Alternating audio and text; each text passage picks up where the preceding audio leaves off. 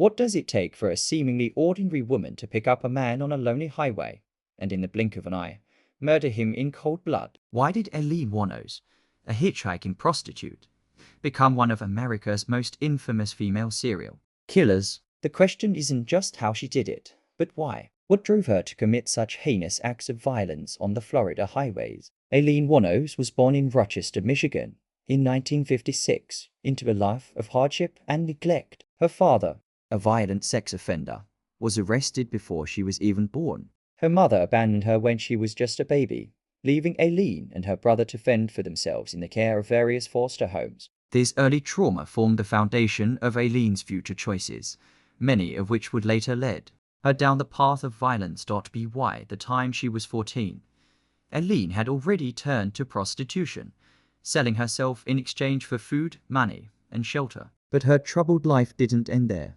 She endured more sexual abuse at the hands of men who used and discarded her like a broken object. It was in this world that Aileen first encountered men who would later become her victims. With each encounter, her experiences with abuse, manipulation, and exploitation became deeper, and the seeds of anger and violence began to take root. What makes someone turn to a life of prostitution and crime at such a young age? How did Aileen's abusive upbringing shape her violent behavior later in life? It was 1989 when the first body was discovered along Florida's highways. The victim, a middle-aged man, had been shot multiple times at close range. There were no witnesses and no immediate suspect. But the pattern soon became clear.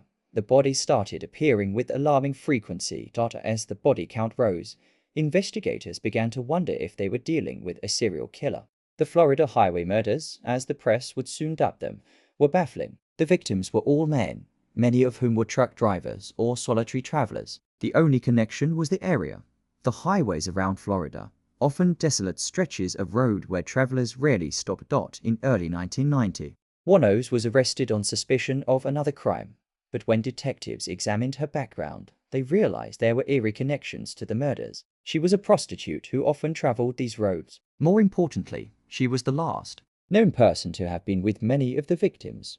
Wuornos eventually confessed to the killings, claiming that she had acted in self-defense. She said the men had picked her up for sex, and she shot them after they attempted to rape her. But investigators weren't convinced by her story. Was Aileen Wuornos truly acting in self-defense? Or was there more to her motivations? What did investigators miss that allowed her to go undetected for so long? The investigation into the Florida highway murders was a painstaking, methodical process. Early on, police discovered that the killings were indeed connected, but the lack of physical evidence and the absence of eyewitnesses made the case difficult to crack. Detectives dug into the background of Aileen Wuornos, learning that she had been arrested numerous times for various offenses. They found that her criminal behavior stretched back many years, but there was no direct evidence linking her to the murders at that point. What led authorities to suspect Wuornos was a series of seemingly insignificant details.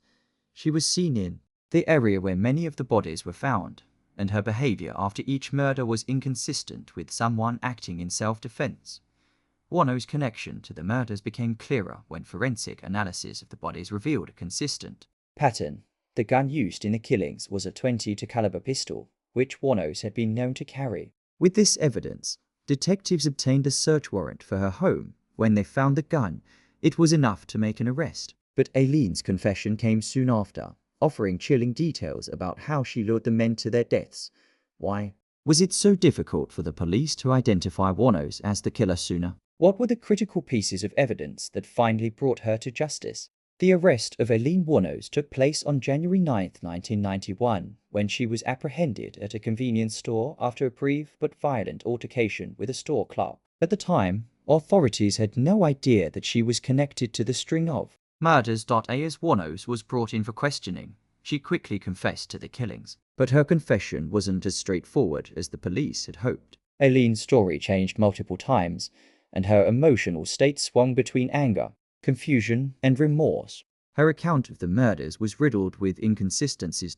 In her confession, Wuornos claimed that each victim had tried to assault her, and she shot them in self-defense. However, forensics and witness testimony suggested otherwise. The victims had been shot from a distance, and there were no signs of a struggle. Many of the men she killed had been caught off guard, giving rise to questions about whether Warnos had deliberately set them up. Why did Eileen Warnos claim self-defense in each case? What did her confession reveal about her psychological state? At the time of the killings, the trial of Eileen Warnos became a media spectacle. The idea of a female serial killer was shocking enough, but her background, her emotional outbursts, and her eventual execution captivated the public. Warnos became a symbol of trauma, abuse, and societal failure, but also of cold-blooded murder. Her defense team argued that she was mentally unstable due to her traumatic childhood and the abuse she had endured. They also claimed that she was incapable of understanding the full consequences of her actions. However, the prosecution painted a different picture. Warnos was a predatory killer who carefully planned and executed the murders. Her trial became a cultural phenomenon, with debates raging over her guilt, her mental state, and whether she deserved the death penalty. Despite her defense team's arguments, the jury found Warnos guilty of first-degree murder for 6 of the killings. The case was both a tragedy and a reminder of the complex intersection between mental illness, childhood trauma, and violent crime. Was Eileen Warnos a victim of her past, or a cold-blooded killer? How did the media influence public perception of Warnos? Eileen Warnos was diagnosed with several psychological disorders during her time on death row, including antisocial personality disorder and borderline personality disorder. Mental health experts debated whether she was truly mentally ill or simply a product of her environment. This chapter delves into the complexities of Eileen Warnos' psyche. Was she a victim of her abusive past, or was she inherently capable of violence? Could her mental health have been the key to understanding her actions, or was her behavior simply a product of desperation and circumstance? Was Eileen Warnos mentally ill, or was she a manipulative killer? How did her early life and trauma contribute to her criminal actions? As Warnos' trial ended and the world watched, the case of the Florida highway murders didn't fade into history quietly. It left an indelible mark on both the criminal justice system and society's perception of female serial killers. The victims were ordinary men, truckers, and lone travelers who didn't fit the typical profile of serial killer victims.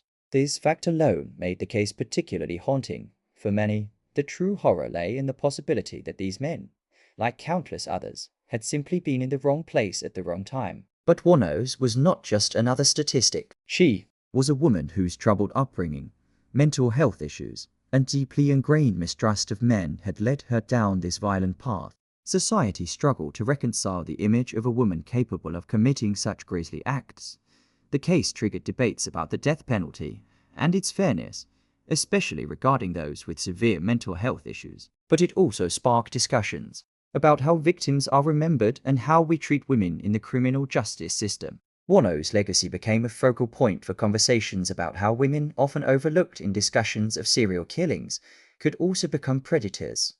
Her actions forced a re-evaluation of what it means to be a criminal, a victim, and a survivor. Why did Warnos' case spark such a strong public reaction, especially when compared to male serial killers? What does the public's fascination with her say about how we view women and crime? Warnos' journey from the dark roads of Florida to death row was full of twists, turns, and dramatic moments that captivated the public. Her sentencing to death by lethal injection in 2002 marked the final chapter of a story that had gripped the nation for over a decade. Throughout her time on death row, Warnos became more than just a criminal.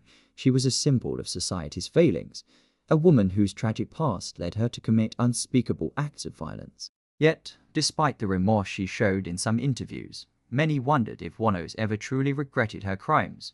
Her final moments before her execution were both haunting and defiant. In her last interview, Warnos spoke about the brutality of her past and the trauma she endured, but she also expressed anger at the justice system that had condemned her. She maintained her innocence, claiming that she had killed in self-defense, but also said she had no regrets about her actions.